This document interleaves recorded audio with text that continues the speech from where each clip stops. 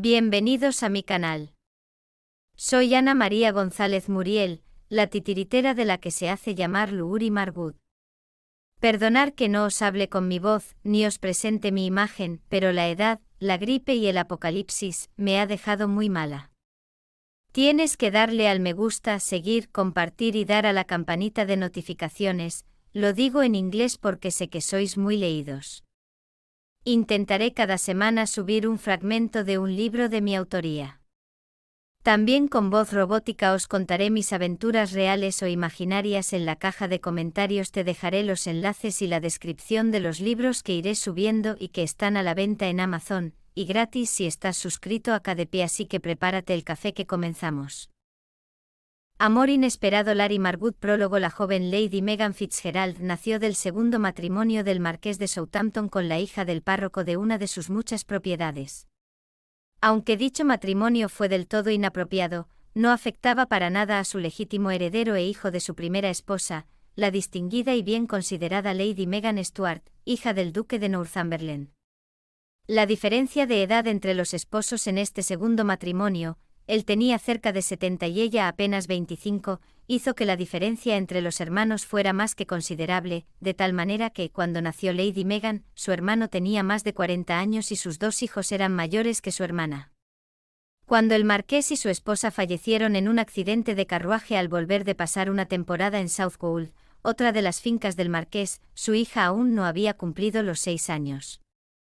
Aun cuando su hermano, el nuevo marqués, parecía dispuesto a asumir sus obligaciones con ella, no lo estaba su esposa, quien consideraba un desmérito para sus propios hijos la relación de estos con la hermana de su esposo. Por este motivo, y siendo el tutor de Lady Megan, el marqués delegó su cuidado y educación en la tía de la pequeña, a la que se le pagaba un salario para evitar verse en la obligación de darle cualquier otro beneficio a costa de la familia. Un salario bastante importante, a decir verdad, más del triple de lo que ganaría cualquier institutriz al uso. La señorita Priscilla Renain, apenas 8 años mayor que la sobrina a la que cuidaba, aceptó el salario sin darle ulteriores significados, pues el matrimonio ventajoso de su hermana le proporcionó todo cuanto quería. En primer lugar, le permitió abandonar su casa, un lugar severo y triste, y en segundo término, le facilitó su mejor amiga, su sobrina. Su padre, Lord Arthur Renain, era el diácono de St. Edmund en Southwold y se había casado, pasados los 45, con su madre, que era la hija de un comerciante de la zona, cuando ésta apenas tenía 17 años. Un matrimonio tan desigual en edad y clase social pronto degeneró en problemas y desconfianza, llegando a dudar el propio diácono de la filiación de sus dos hijas, las que curiosamente eran un retrato fiable de su propia familia: pelo rubio algo rojizo, unos ojos verdes que eran el sello de los varones de Middlesex y una nariz pequeña y recta, que acababa ligeramente redondeada en la punta. La señorita Renain, con solo 14 años y a punto de cumplir los 15, era una firme y decidida detractora del matrimonio por dos razones: el matrimonio de sus padres y el de su hermana. Había sido testigo directo de ambos y consideraba que las tan cacareadas ventajas de dicha institución no eran tales.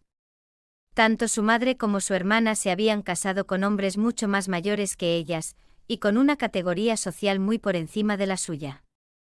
Aunque para todos, incluidas las interesadas, aquello constituía un éxito social, ella solo había visto desprecios velados hacia las dos mujeres y un trato humillante por parte de los esposos que juraron protegerlas, adoptando ambos hombres, respecto de sus esposas, una posición que las colocaba tan solo un palmo por encima de los criados, sin tener ni el salario ni la libertad de estos. Su cuñado era aún peor que su padre, pues ni siquiera amaba a su esposa, sino que ésta era, según él mismo afirmaba en algunas ocasiones, una prostituta a la que tener a mano. Sometía a su hermana a la constante humillación de compararla con su primera esposa, frente a la que nunca estaba a la altura, y ésta estaba tan presente en su matrimonio, que hasta dio su nombre a la hija de ambos. Su hermana, que había sido una mujer alegre e independiente, alguien a quien admiró durante toda su infancia, se había convertido en una sombra infeliz del recuerdo de la primera marquesa de Southampton. Lady Megan, olvidada por los de su clase, solo tenía relación con su tía Priscilla, con los criados de la casa de campo situada en la costa de Plymouth y, de forma ocasional, con sus abuelos maternos, a los que visitaban anualmente con motivo de la Navidad en Southwold. Ni una vez en aquellos años la familia de su hermano la invitó a la finca familiar situada a menos de 10 kilómetros de la casa de sus abuelos. A pesar de todo, el conocimiento de las normas sociales y de comportamiento no eran ajenos a la niña, ni el conocimiento más profundo de otras materias como la literatura, la historia, las matemáticas y otras ramas del saber que estaban dedicadas a las mentes masculinas, todo ello fomentado principalmente por su tía, que dada su falta de formación y recomendada por su padre, acudió al párroco de Plymouth, Lord Gedeon Gunther, hijo tercero del vizconde de Stone, quien se convirtió en el instructor de ambas. Pese a los intentos por parte de la señorita Renain para pagarle, el párroco se negó, pues albergaba la esperanza de conseguir a la joven como esposa una vez que Lady Meghan fuera reclamada a Londres por su hermano, lo que todos daban por hecho que ocurriría cuando cumpliera los 18 años. De nada sirvió el despliegue de estudiada amabilidad de Lord Gunther, no despertaba en Priscilla ningún sentimiento amoroso, más bien todo lo contrario. Sus modos exageradamente aristocráticos y aquella condescendencia con la que pretendía impresionarla, le recordaba demasiado a su padre y a su cuñado. Si esto no hubiera sido suficiente para disgustar a Priscilla, el pobre hombre era feo, pero no un feo de rasgos desagradables al que una personalidad fuerte puede convertir en atractivo, su fealdad era producto de sus propios hábitos. La comida en exceso y la falta de ejercicio habían convertido su rostro y su figura en dos bolas unidas por un inexistente cuello. Sus ojos parecían enterrados entre sus mejillas y su frente, su nariz era larga con grandes ventanales a la calle, que permitían a sus interlocutores verle por dentro cuando éste levantaba la barbilla, adoptando la típica pose de caballero desdeñoso, lo que hacía que resultase difícil de mirar y de tratar. No obstante, el buen párroco era un hombre afable y podría decirse que nunca discutió con nadie. Pero esto era principalmente porque con sus maneras educadas solía ignorar cualquier debate y acababa actuando a su propio criterio, que pensaba, sin lugar a dudas, que era el criterio que cualquier hombre razonable compartiría. Cuando la señorita Renain cumplió los 17 años, Lord Gunther escribió a Lord Renain en términos claros y concisos. Le explicó su intención de contraer matrimonio con su hija y solicitaba su permiso para proceder al cortejo de manera formal. El señor Renain no solo le dio su permiso, sino que a vuelta de correo escribió a su hija, felicitándola por su fortuna ante un matrimonio tan conveniente. Si Lord Gunther era desagradable hasta ese momento, a partir de la carta de su padre se convirtió en alguien odioso, que la buscaba a todas horas para aleccionarla de lo que serían sus deberes en la parroquia y en su matrimonio.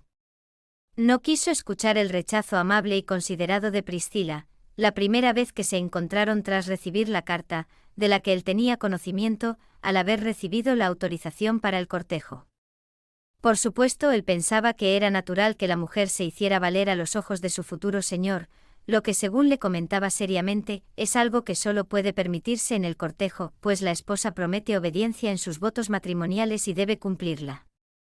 Así pues, las negativas de Priscilla representaban una muestra de buena crianza y no se le pasó por la cabeza, ni por un momento, que ella pudiera estar en contra de una unión entre ellos dos. Tampoco lo hizo las siguientes veces en las que ella llegó a gritarle, para hacerse oír por encima de su indiferencia, que no se casaría con él. Para Lord Gunther, que sabía que Priscilla era poco más que la institutriz de su sobrina, pese al parentesco, no podía concebir en su mente privilegiada que el rechazo fuera otra cosa que el deseo de la joven de permanecer a cargo de la pequeña Meghan, lo que era desde luego, a su modo de ver, algo muy loable. Así que cada vez que ella se negaba a tratar el asunto del matrimonio con él, se sentía más y más satisfecho con su elección. Priscilla se mantuvo siempre a distancia del párroco, quien la trataba como si estuvieran casados, reprendiéndola sobre su aspecto y comportamiento en las escasas ocasiones en que volvieron a coincidir. Ante la insistencia de Lord Gunther, Priscilla decidió que el dinero de su salario no solo le serviría para mantener sus necesidades inmediatas, que no eran muchas, sino también para ahorrar para las necesidades futuras, que básicamente se reducían a huir de Lord Gunther, pues temía que éste, con su inagotable persistencia, pudiera agotarla hasta tal punto que acabara perdiendo la razón y terminara casándose con él. Por otra parte, el marqués de Southampton ignoraba cuanto sucedía en su casa de Plymouth. El mayordomo, el señor Fowler y el ama de llaves, la señora Dixon, habían dudado en reportar al marqués cualquier incidencia referida a su hermana, pero estos habían llegado a querer tanto a su joven ama como a su tía, a pesar de los muchos líos en los que ambas se metieron. Nunca mencionaron nada en su correspondencia. Ambos habían discutido el asunto en multitud de ocasiones y coincidían en que sería difícil que el marqués entendiera, sin conocer a Lady Meghan, cómo podía ser una dama y pelearse a puñetazos con la hija de la modista porque ésta le llamó bastarda abandonada. O cuando en una ocasión en que Lord Gunther trató de arrinconar a Priscilla en un baile celebrado para festejar el 1 de mayo, la joven le volcara al párroco el contenido de un barril de cerveza por la cabeza y seguidamente ambas mujeres le patearan. El párroco estaba tan avergonzado por el estado de embriaguez que le llevó a tratar de propasarse, que borró de su mente semejante recuerdo, incluyendo la paliza que las dos mujeres le habían propinado. Cuando Lady Meghan cumplió los 17 años era dueña y señora de todo y de todos en aquel rincón de Devon, pese a saber que no era propietaria de nada. Ni de su propia vida, hecho que se puso de manifiesto cuando su hermano solicitó su presencia en Londres, para realizar los arreglos de su presentación en sociedad. El marqués de Southampton, contra la opinión de su esposa, decidió que era tiempo de presentar a Lady Meghan en sociedad y fue tajante por primera vez respecto de este asunto. Su esposa Lady Susan, como siempre, fue contraria a integrar a su cuñada en su propia familia. Meghan es la hija y la hermana de un marqués y tiene un patrimonio propio que mi padre decidió destinar a su dote. No considero que haya ninguna otra joven que le pueda igualar en linaje y en fortuna. No entiendo tus reparos y, desde luego, no podemos dejarla olvidada en Plymouth, como si fuera una vergüenza para nosotros. Nunca oí nada malo acerca de ella. Si estás tan decidido, dijo Lady Susan mostrando claramente su disgusto por aquella decisión. Su nariz se arrugó levemente como si de las palabras de su esposo hubiera nacido un mal olor inesperado. Así se hará. Pero ni por un momento pienses que entrará en mi casa la señorita Renain. Cuando recibieron la carta, ambas se encerraron en el cuarto de Meghan y estuvieron abrazadas y llorando durante todo el día. Durmieron juntas sintiéndose impotentes y desvalidas ante aquella orden que no solo las separaría, sino que supondría el fin de la libertad que habían estado disfrutando sin más interferencias que las del pobre Lord Gunther, quien apenas conoció la noticia empezó a organizar su boda con la señorita Renain. Te acompañaré a Londres y trataré de encontrar trabajo de institutriz, le decía Priscilla. ¿Crees que me admitirán en Hampton House? Por supuesto y sí, la idea le sobrevino bruscamente, se sintió iluminada. Ya sé qué haremos. Priscilla se dejó arrastrar por Meghan desde la sala de desayunos hasta el camino que conducía al pueblo, un lugar donde nadie podría escucharlas hablar y siguieron el sendero hasta el límite de la propiedad. Ellos esperan encontrar una dama, pero se encontrarán con una rústica y salvaje que exigirá y gritará tanto, que no desearán tenerme bajo su elegante techo ni media hora. Después nos iremos juntas.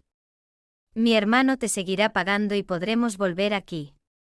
Cuando cumpla la mayoría de edad y consiga mi dinero nos compraremos una casa en Exeter o en cualquier otro lugar que nos guste y viviremos juntas. ¿Qué te parece? La idea me encanta, dijo Priscilla sonriendo divertida. Pero si ven el tipo de educación que has recibido, no me pagarán ni un penique más, al contrario, me reclamarán lo que me han estado pagando por mi falta de eficiencia. No. Porque yo solo me comportaré adecuadamente cuando tú estés presente y en cuanto desaparezcas de mi vista seré horrible, dijo entrecerrando los ojos. La vio dudar. ¿Prefieres quedarte con Lord Gunther? Priscilla fingió meterse los dedos en la boca como si fuera a vomitar. Se miraron durante apenas unos segundos y, después, volvieron de la mano hacia la mansión para terminar de preparar el equipaje.